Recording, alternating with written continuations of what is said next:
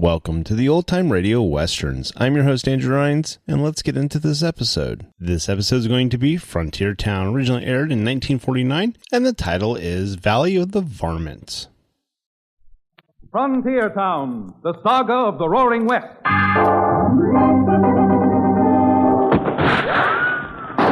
Frontier Town. El Paso, Cheyenne, Calgary, Tombstone. Frontier Town.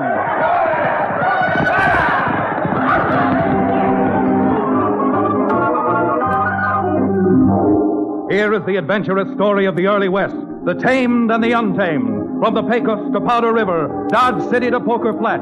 These are the towns they fought to live in and lived to fight for, teeming crucibles of pioneer freedom. Frontier Town!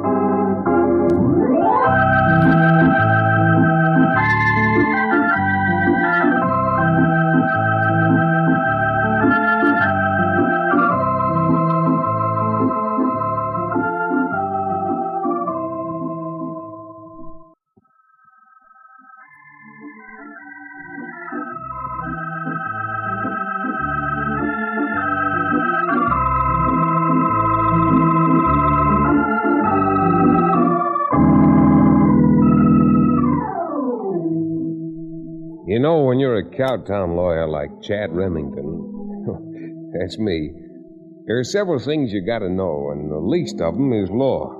The most of them is trouble. It was only a few weeks ago that I had a letter from Colonel Winfield, an old friend of my father's who'd settled 100 or so miles away from my hometown in a place known as Varmint Valley. Colonel Winfield wrote that he needed help, needed it bad. And to quote the old gentleman, the kind of help he needed might be legal, but probably otherwise. Well, it took Cherokee O'Bannon and myself about a day to get ready and pack up, and another few days to ride up to Varmint Valley. And it was while Cherokee and I were on the trail that Colonel Winfield's trouble first came to a head. Early one morning, the colonel and his daughter Georgia were paid a call by the colonel's oldest friend and next-door neighbor, Henry Trowbridge. Colonel, if you just shut that trap of yours... Shut my trap, eh? I got a good mind to shut yours for you, Henry Trowbridge, so you won't be able to use it for a month of Sunday. Daddy! Now, that's no way to talk to Mr. Trowbridge. You keep out of this, Georgia. I'll talk to him or anyone else, just the way I want it. And there's no one walking the face of this earth who's going to make me sell my ranch if I don't want it. Well, you've been trying to sell your ranch for years. But now, just because someone wants to pay a decent price for both our places, you gotta go and act as if I were trying to euchre you out of something. Hogwash. And I've taken all the hogwash from you I'm going to take. Oh, is that so? Yeah, that's so. And if you know what's good for you, Trowbridge, you'll clear out of here. Father, how can you talk that way to your oldest friend? He's no friend of mine anymore, Georgia. Who wants to be a friend of yours anyhow?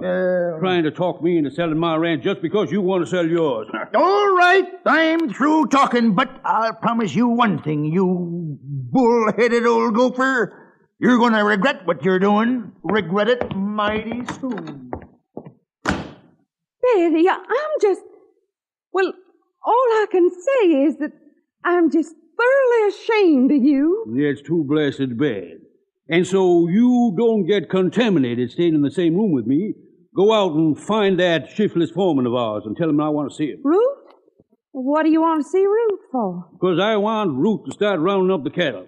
Henry Trowbridge or not, I'm driving my herd to market so I don't have to stay around here and listen to all that caterwauling about selling our ranches. But what about Chad Remington? I thought you wrote him to come up here. Well, what about Chad? He'll get here when he gets here. And if we're gone, maybe he can take the few days to find out what's going on behind the scenes.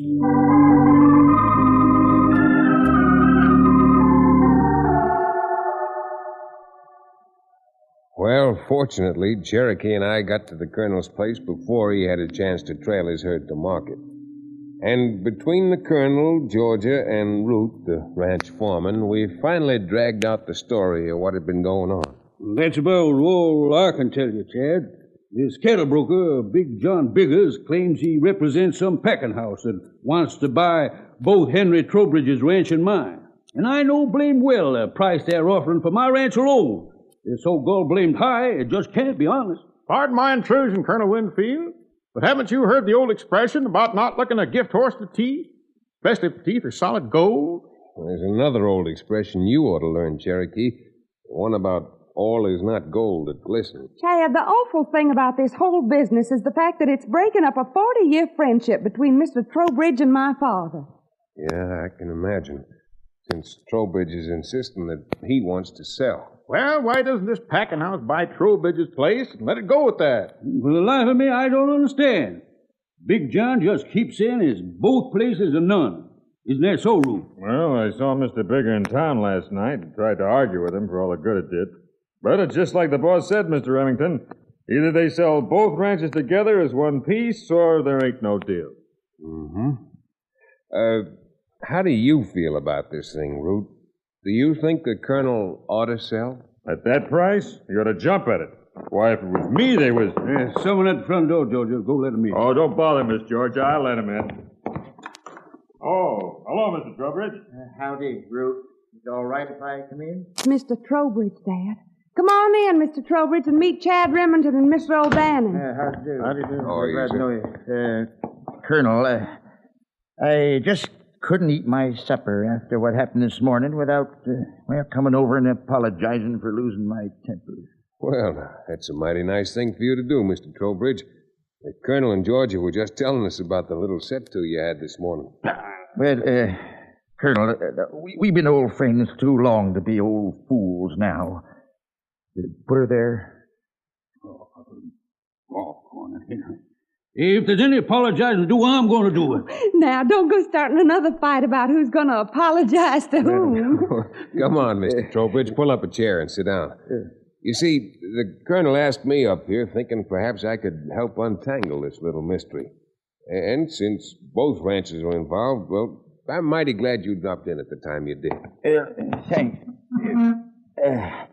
Remington, you see, well, to be perfectly honest, I've been pretty hard-pressed for money lately. Money? Why didn't you come over and ask me for what you needed? Well, Colonel, I just couldn't do that. 5 years ago, when Emma was so sick, just before she passed on, the doctor and ran so high, I mortgaged my place to the bank. The loan's been past due 3 months now, and they're readying to close me out. Why in thunder didn't you come and tell me, you old Billy Goat? I didn't need to when Big John come along with that offer. You see, that's why I was so set on making the deal. But, it's all right, Colonel. I'm not going to try to force you into it, and... Well, I feel better for having told you the truth. How much do you owe that concern bank? Well, a little more than 4,000, but... The trouble with you, Henry, and always has been, you're as stubborn as a Missouri mule. Georgia, hand me my glasses. Well, what are you up to anyhow, Colonel? I'm opening the safe and giving Henry the money he needs to pay off the bank. No, Colonel. I'm gonna know. I won't take it, Well, no. Dickens, you won't. And if you say one word about thanking me, I will run you out of here. Yeah, but... Now, here it is. Just the way I got it from the bank. 4 bundles of bills, each $1,000. Dad, rat it. Oh, go on, dry up. You'll start blubbering like a kid in a minute. Yeah, but it's probably all the money you got. Well, let you know. There's still another 4,000 right there in the safe. And if you know what's good for you, you get out of here and go on home. Well, I see you tomorrow. Ruth, go outside and make sure Mr. Trowbridge finds his horse all right. It's so dark, and with him crying, he may wander around all night. You bet, Colonel. I think I'll just keep on going down to the bunkhouse. Good night. Colonel, after that exhibition, I'm surprised we're not all a little bit teary-eyed. If that's the way you treat your friends, I'm proud to be numbered one of them. Although we haven't met before, Colonel, if you're looking for a friend in need, I'm in need, and I could very quickly become a friend of yours. Colonel, keep any drinking liquor around the house, Chad? Mr. O'Bannon, you seem to forget that I come from the South, and I've got some of the rarest, finest, smoothest... And you're going to keep it, Colonel. Anything that old and rare and smooth will be so foreign to Cherokee's palate that his tonsils would think he was drinking molasses syrup. Well, is there anything wrong with molasses syrup? Certainly not. Good. So if you'll follow me out to the kitchen, I'll pour you the biggest glass of molasses syrup a man ever drank. Thank you.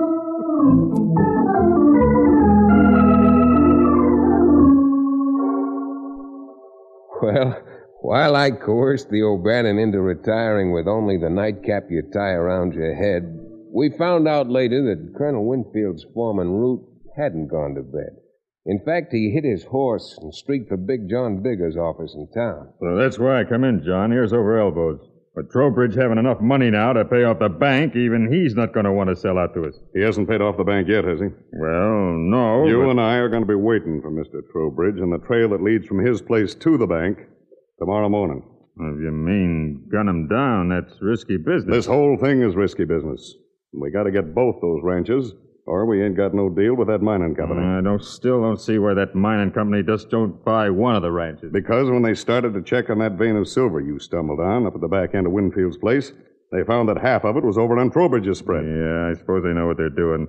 Now that Trowbridge has got that money the Colonel's given him, he's never going to sell. Just like the Colonel said, he's stubborn as a mule. There are two kinds of mules, my friend. Live mules and dead mules. And after Trowbridge leaves his place heading for the bank tomorrow morning, you know the kind of a mule he's going to be, don't you? So you better go home now and get some sleep. When you start shooting tomorrow morning, I want your nerves to be steady.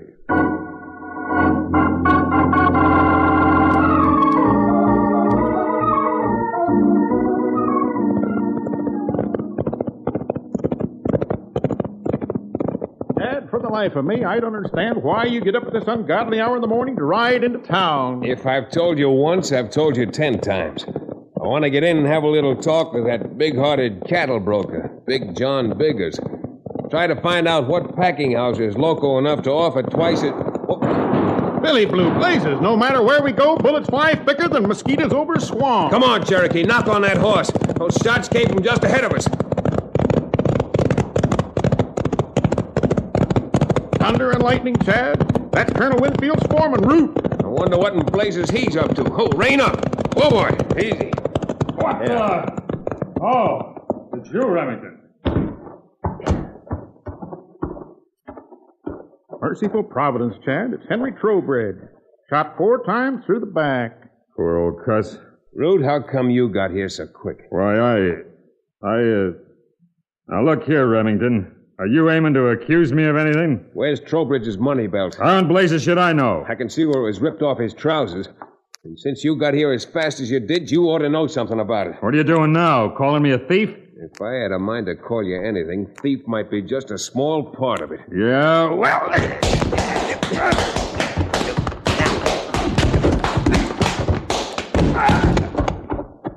That was a neat bit of pugilistic perfection, Chad. A left to his fat stomach and then a right to his jaw. All right, Cherokee, come on. Help me get Trowbridge's body to town. There must be a lawman in Varmint Valley. Before we're through, I've got a feeling he's going to need a few dozen two-gun deputies.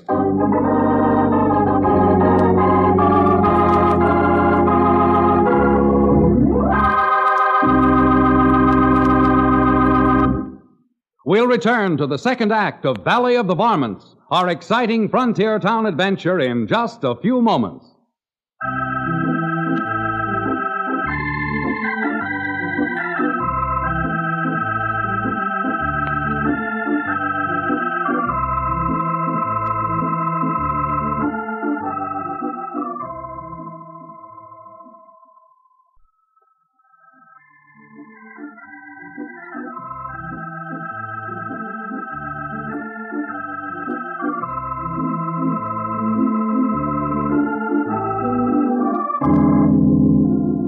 And now, Frontier Town.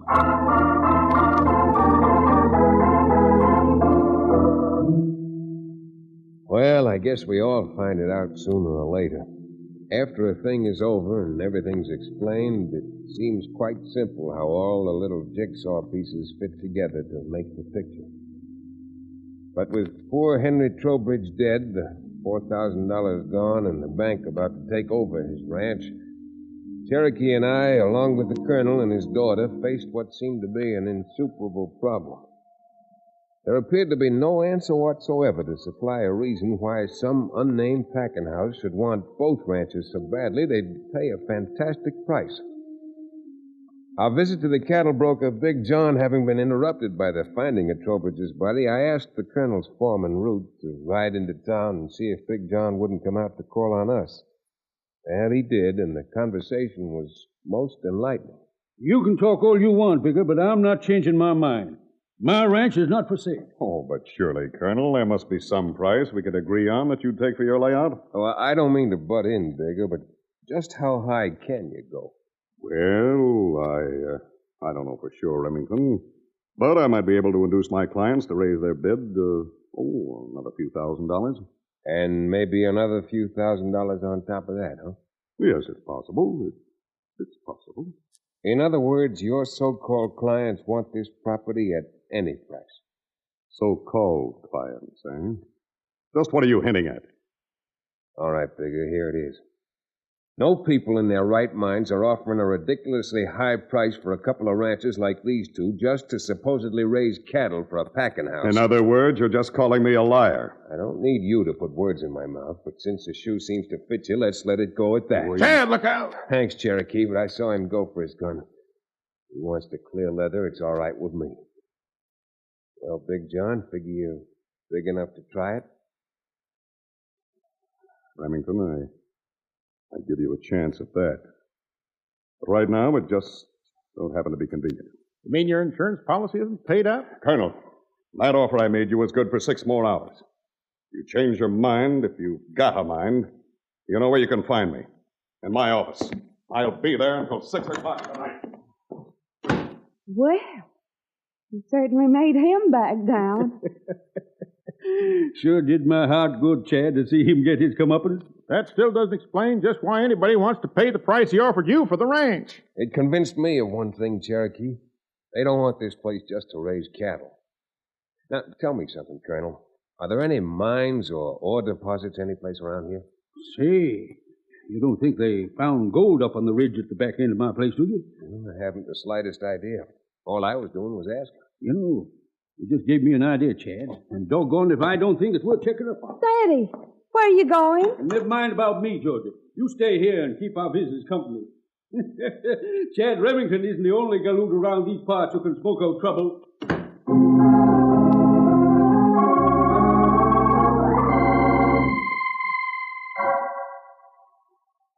I tell you, boss, I think Remington's on to what we're trying to pull. A lot of good it's going to do him, Root. That silver's been back in them hills for a couple of 1,000 years. No one found it until you just happened to dig a post hole up there. Yeah, I know. But even if they don't find the silver, what good is that going to do us if we... Hey, look. Huh? Here comes the colonel out of the house, and he's heading straight for his horse. Yeah. I wonder where he can be going all by himself. All right, Root, come on. We're hitting our own horses and trailing Colonel Winfield. I don't know where he's going, but we're sure finding out.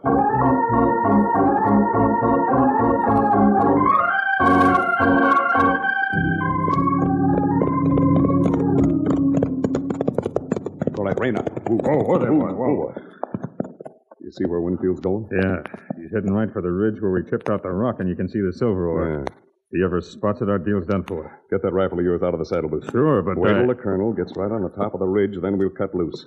When they find his body, it'll have rolled on the other side onto Trowbridge's property. Yeah, that's right. All right, come on. Line him up in your sights now.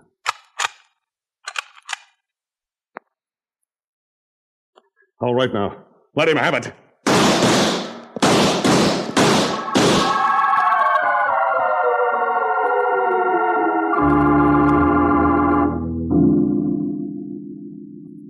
That's about all there is to it, Marshal. When the colonel didn't come back, we went out looking for him. Found his body down at the bottom of the drawer loaded with lead. There's not much chance of proving a case from that, no matter who you suspect. Well, I've got the colonel's will here, and if you wouldn't mind my reading it now, it'll save me a long ride out to the ranch sometime later. It's all right, Marshal. There's nothing to be gained from putting it off. Well, it runs about 4 pages, but when it's all through, it just leaves the ranch to you, Georgia, 50-50 with Chad Remington on an equal basis. What?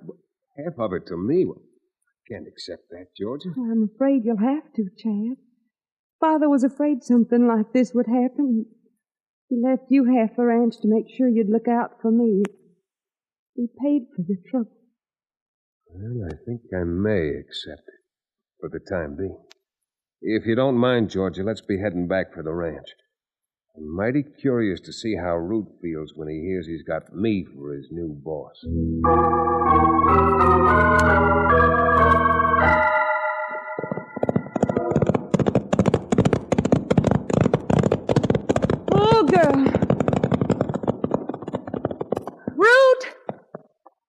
come over here and put the horses away. Oh, sure, miss. Sure. Oh, Root, it may interest you to know that Colonel Winfield left half this ranch to me, and from now on, I'm giving the orders out here. Oh, is that so? Well, I still have something to say about the running of this place. Yeah? Well, I'm one gent who's not going to end up like your father did. I'm selling out and getting out of here. Well, you can't sell without my signature, and I certainly am not selling. That's what you think. Now, come on, let's not air our troubles in front of the help around here. You and I are going into the house and do a lot of talking.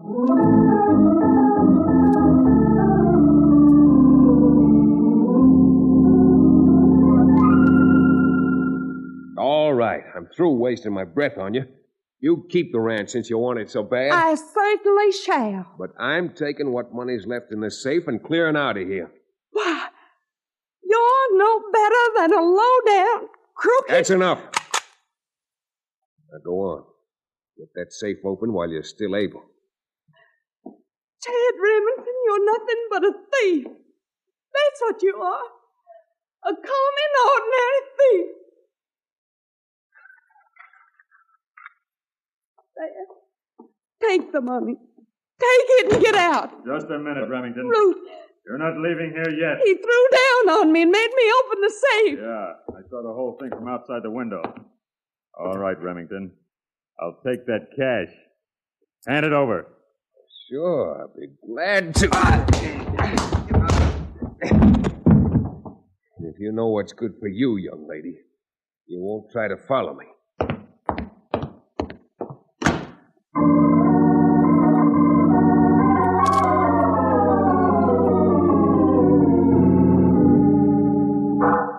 Mr. Beggar, I don't blame you for not believing me, but what I'm telling you is still the truth. Chad wants to sell you the Winfield Ranch. That just don't make sense. What's this maverick doing here? Well, he's been telling me some cock and bull story about Remington wanting to sell the ranch. I'm not surprised after what he'd done. Pulled a gun on the gal, made her open the safe, and then lit out with all the money the colonel left in the safe. What? Certainly did. He's no fool. And he says if you'll get the girl here after dark tonight, he'll promise both of them will sign. I'd like to know what Remington's up to. He's just up to saving his own hide. That Georgia ran screaming to the marshal about Chad taking the money. Now he's wanted for burglary. What he's got to do now is raise enough money so he can hide out for a couple of years. Crime sure doesn't pay, does it? All right, tell him it's a deal. Now you're talking. You get the girl, and Chad will be here about 10 o'clock tonight. Something awful funny about this. What do we care? As soon as the girl and Remington sign the deed, Remington's going to have a little surprise party. Since the marshal's out looking for him, I think it's only my duty as a decent citizen to turn him over to the law.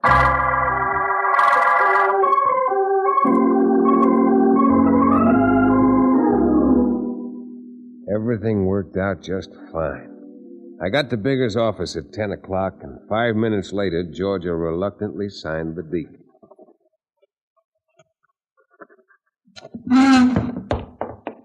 There. But you'll never get away with this, Remington, believe me. Okay, Remington. Now, you sign it and the deal will be closed. I'll sign it when I get $5,000 laid in my hand. All cash. Cash? Huh. Now, where do you think I'd get $5,000 at this time of night? I guess I forgot to tell you that he wanted it in cash. You better find it, my friend.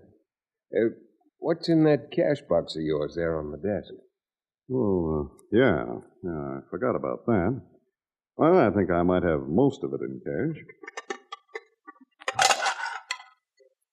There you are. There's 4,000 of it, bundled up just the way it came from the bank. Thank you, Bigger. All right, Cherokee.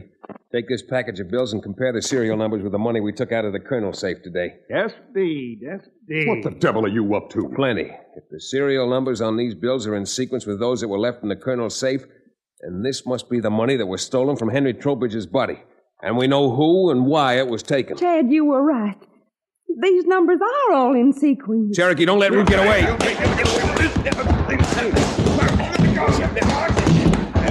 Georgia, get back. Get out of the way.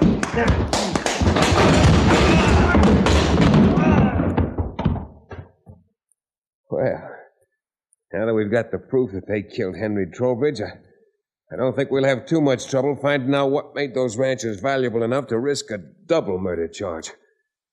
Georgie, you better go call the marshal. Cherokee and I will stay here and get these two crooks bundled up.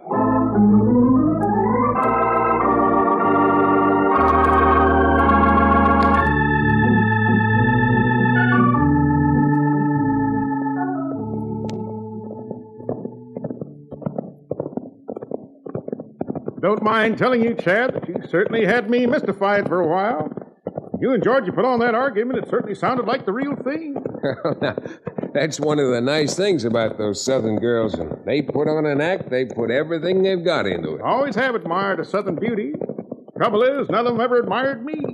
Oh, well, now that George is the sole owner of a fairly prosperous silver mine, you might go back and try setting your cap for her. You mean marriage? Whoa. With a girl like Georgia, marriage should be very interesting. Well, I will admit the young lady has her good points. Oh, now, you can speak more clearly than that, Cherokee. Huh?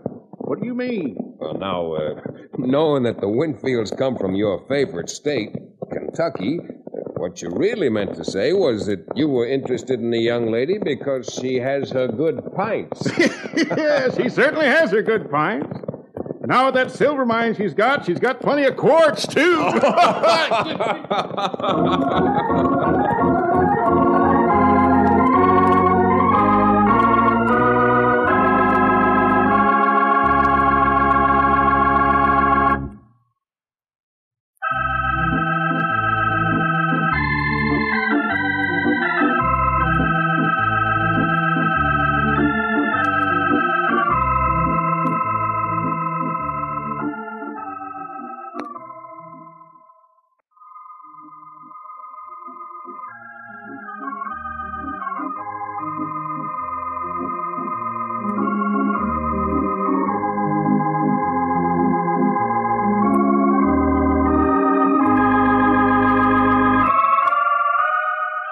Frontier Town, starring Tex Chandler and featuring Wade Crosby, is a Bruce Ells production. Story and direction by Paul Franklin. Music written and played by Ivan Ditmars.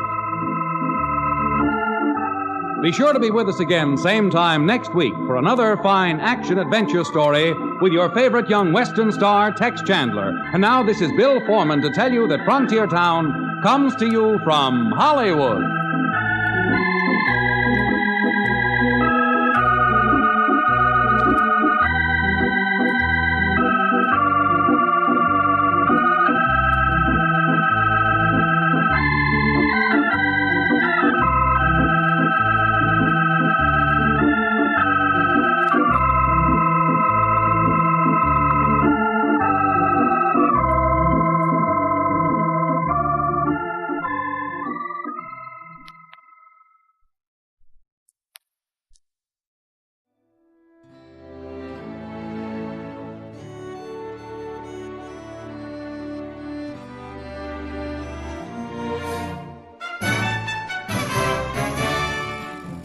This has been a presentation of OTRWesterns.com, and we hope you enjoyed.